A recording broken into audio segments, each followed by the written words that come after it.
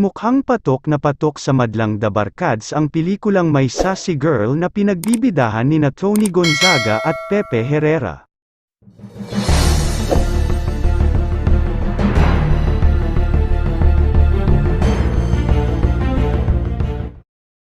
Nitong Miyerkules lang, January 31 nang mag-premiere ang naturang pelikula ay agad nang pumalo sa 5.2 milyon pesos ang kinita nito.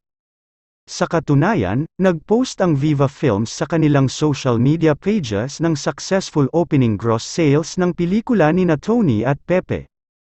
Ramdam na ang hashtag #MySassyGirlPHFever.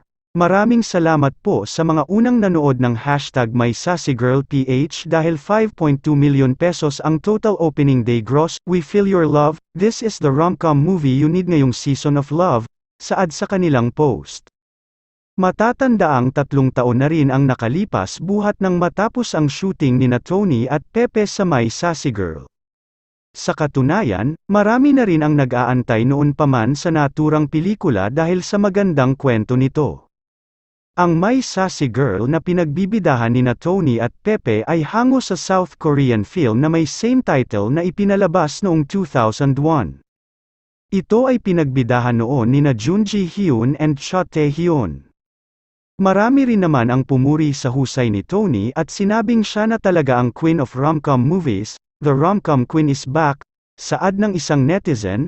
Comment naman ng isa, kakapanood lang kahapon, iiyak tatawa at kikiligin ka, di nakakasawang ulitin, napakaganda ng movie patatawanin ka at paiiyakin, rom-com queen talaga Miss Tony, si Pepe ang galing na actor congrats My Sassy Girl, sabi naman ng isa. Ikaw ano ang masasabi mo sa pelikulang ito? Comment mo naman sa ibaba.